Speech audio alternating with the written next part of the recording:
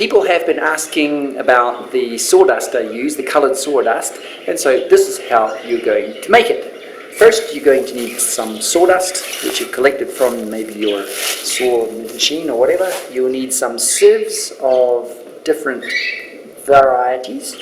You need some paint, a polystyrene plate, a cup, a stick to stir with, and some newspaper.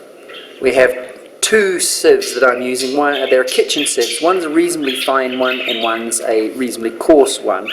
That's to get, I like to grade my sawdust first before I paint it so that I know what I'm getting. The best kind of sawdust is sawdust that has been cross-cut rather than lengthwise, so that you don't get quite so many long lengthy fibres, you get shorter little chunky bits that are more like leaves. Then you take the smaller one. The reason for having different sized grains of your sawdust is that you can use it for different applications. The bigger grain you can use for larger leaves. The middle sized grain, which is around about there, you can use for grass and fine tree stuff, and the very fine stuff you can use for mosses and very fine applications. Right, the next thing to do is put your sawdust into a disposable cup or into a yogurt container if you're making a lot more. Take your water-based paint and have it reasonably runny, because you're going to pour it in there, mix it round until you get the desired colour. When it's all mixed, we head off to the microwave. Okay.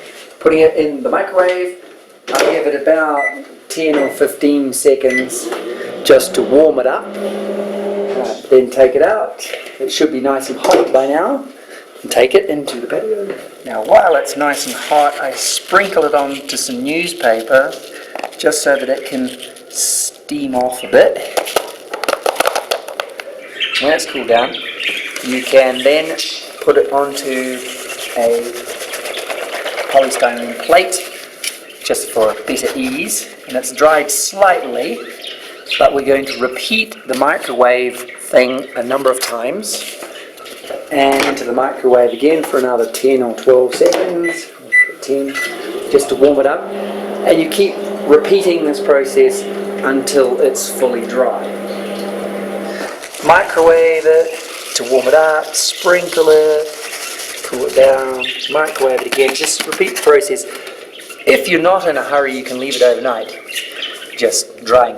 The advantage of the microwave is that it not only dries quicker, and if you're in a hurry like I often am, you get it a lot quicker, but you'll find that the paint does not dry in little blobs.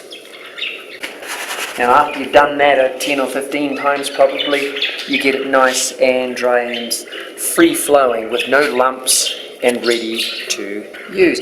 You also notice that it will generally be a little bit lighter in colour once it's dry, so take that into account with the kind and colour of paint that you use when you first do it with.